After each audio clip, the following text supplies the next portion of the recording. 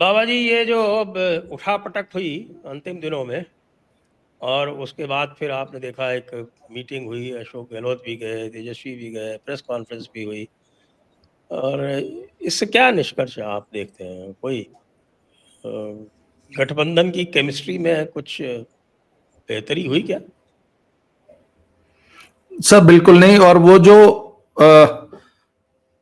एक बड़ा famous scene है, शायद एक कोई कॉमेडी फिल्म थी, अंदाज अपना अपना। उसमें क्या करता है कि वो पीछे वाला जो है अपने आगे वाले, एक लाइन में कुछ लोग खड़े हैं, पीछे वाला आगे वाले के माथे पे कट्टा सटा देता है, तो उसके आगे वाला उसके आगे वाले के सटा देता है, तो सबने एक दूसरे के यहाँ कनपट्टी पे कट्टा सटा रखा था।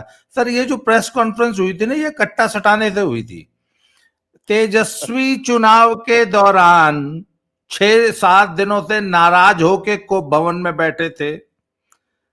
सहनी जी एक तरफ को भवन में बैठे थे, राहुल जी कोलंबिया में बाइलेटरल इश्यूज और जियोपॉलिटिक्स और भारत की फॉरेन पॉलिसी डिस्कस कर रहे थे, और चुनाव जो था बिहार में एक दूसरे को निपटाने का चुनाव था। सर ये महागठबंधन एनडीए से तो लड़ ही नहीं रहा, ये आज भी एक दूसरे को निपटाने की लड़ाई लड़ रहा है।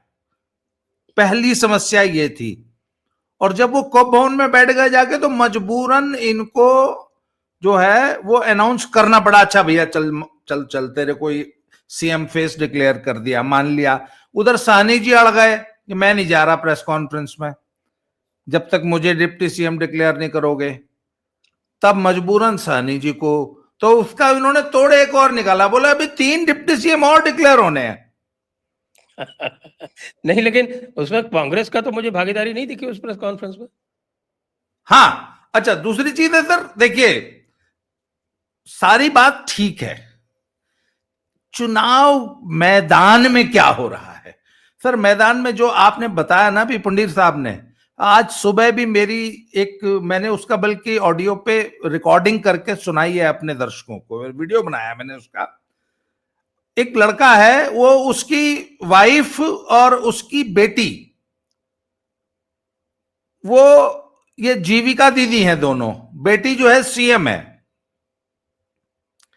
तो मैंने उससे पूछा कि भाई ये आखिर जीविका दीदी का इतना हल्ला है चुनाव में। कहता जी, फिर मैंने जीविका दीदी को आज थोड़ा सा स्टडी किया। सर एक बात बताऊं, लालू ने अपने टाइम में एक योजना बनाई थी जिसका नाम था चरवाहा विद्यालय। वो सिर्फ भैंस की पीठ पे एबीसीडी पढ़ाने की योजना नहीं थी, कागजों पे वो इतनी शानदार योजना थी पॉवर्टी एलिवेशन की, पॉवर्टी दूर करने की, कि यूनिसेफ ने और यूनेस्को, पता नहीं किसने, कौन सी संस्थाओं ने उसको मुक्त कंठ से तारीफ की थी। अगर ये इंप्लीमेंट हो जाएगी तो ये बहुत ही शानदार योजना है। सर उस योजना को और परिष्कृत रूप में नीतीश बाबू ने जैसे ही सत्ता संभाली 2005 में और 6 में इस जीविका दीदी को लागू कर दिया। शुरू में किसी ने इसको सीरियसली नहीं लिया और लोगों ने कहा ये भी चरवाहा विद्यालय बन के रह जाएगी। सर धीरे धीरे करते करते ये सफल हुई, क्योंकि ये देखिए सर, ईमानदारी से जब आप कोई भी प्रयास करेंगे ना तो समय तो लेगा पर उसमें सफलता मिलेगी। फिर वो लड़का बता रहा था कि एक वो सेल्फ हेल्प ग्रुप है, एक महिला 10 महिलाओं के साथ मिलकर एक ग्रुप बनाती है, कोऑपरेटिव ग्रुप बनाती है, फिर वो छोटी छोटी एक्टिविटीज करती हैं, थोड़े 5-5 रुपए 10-10 रुपए करके रोज जोड़ती हैं, बैंक अकाउंट होता है। सर उसमें अचानक पर लग गए जब मोदी जी ने हर महिला के खाते में जो वो जो 10,000 रुपए डाल दिए ना, उससे क्या हुआ कि एक बहुत जबरदस्त एक्साइटमेंट पूरे बिहार में फैल गया। और जो महिलाएं इसमें शामिल नहीं हो रही थी, कहते जी मुस्लिम औरतें बहुत कम शामिल होती थी, कुछ सवर्ण फैमिलीज की औरतें भी इसमें कम शामिल होती थी, यादव पार्टिसिपेशन भी बहुत ज्यादा नहीं था। पर जब से 10,000 मिला ना सर, एक जैसे कहते ना एक आंधी सी आ गई। आज की तारीख में एक भी महिला बिहार की ऐसी नहीं है रूरल एरिया में जो कि इस सेल्फ हेल्प ग्रुप की जीविका से न जुड़ी। अच्छा सर, इतनी जबरदस्त नेटवर्क, हर हफ्ते मीटिंग होती है, और वो कागजी मीटिंग नहीं होती सर, सचमुच की मीटिंग होती है। उसमें बाकायदा बजटिंग होती है, कहां से आया, कितना पैसा गया, फिर इनका अपना कॉर्पस है। अच्छा, उस मीटिंग में ये डिसाइड होता है कि किस महिला के कौन सी रिक्वेस्ट आई है, किसी का बच्चा बीमार है, किसी को अपना कुछ घर रिपेयर कराना है, किसी की बेटी की शादी है, तो उससे वो बाकायदा अपनी मेंबर्स को लोन देती हैं, और वो लोन पूरी ईमानदारी से वो महिलाएं भरती हैं। तो सर, महिलाओं का जो वो संगठन है ना, वो इतना जबरदस्त है, और उसमें इजाफा हुआ है। अच्छा, हर महिला और दूसरी महिलाओं को जोड़ रही है, तो एक तरह से ये नेटवर्क हो गया पूरा।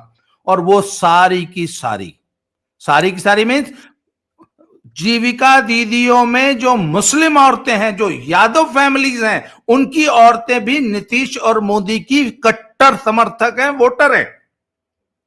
ये एक बहुत बड़ा फैक्टर है जो चुनाव को डिसाइड करने जा रहा है। मुस्लिम औरतें वोट नहीं दे सकती। हाँ, नहीं, उनको मार दिया जाए। देखिए, मैंने बड़ी ईमानदारी से, ये कहां बजने लग गया, मैंने सर पूरी जो है मैंने पूछा, मैंने कहा एक बात, मैंने ये सवाल मैंने भी पूछा था उनसे कि यार एक बात बताओ, ये महिलाएं, मुस्लिम महिलाएं भी वोट देंगी? कहते सर, जब पेट जुड़ा होता है ना जिस चीज से, और ग्रुप की एक भावना होती है, आर्मी कैसे काम करती है, मौत से सबको डर लगता है, पर रेजिमेंट की कई बार इज्जत का सवाल हो जाता है युद्ध भूमि में। तो सर वो कहते हैं कि ये एक तरह से औरतों ने एक चैलेंज के रूप में ले लिया है इस चुनाव में, कि हमें जो कुछ दिया है नीतीश बाबू ने दिया है, मोदी ने दिया है, और हमको नीतीश और मोदी को छोड़ के कहीं नहीं हिलना है। सर इतनी सर लहर नहीं है महिलाओं के में, सुनामी है इस समय एनडीए की। और मैं बता रहा हूं आपको, अच्छा मैंने एक चीज और पूछी उनसे, मैंने कहा चलो औरतें तो हमने मान लिया कि सब एनडीए से जुड़ी हुई हैं, व्हाट अबाउट देयर मेन? कहते जी औरतों का इतना प्रभाव तो है ही कि वो अपने घर के मर्दों का वोट भी डलवा लेंगी, और औरतें बाकायदा चुनाव में कन्वेंसिंग कर रही हैं सर, चुनाव प्रचार कर रही हैं अपने गांव में। और इस बार आप देख लीजिएगा वोट परसेंटेज बढ़ेगा, और इस बार आप देख लीजिएगा कि अप्रत्याशित रिजल्ट्स आएंगे सिर्फ औरतों की वजह से। बाकी जो है वो है, बाकी तो जो चुनाव लड़ा जा रहा है वो लड़ा जा रहा है, पर औरतों का बहुत जबरदस्त अंडर करंट है जी।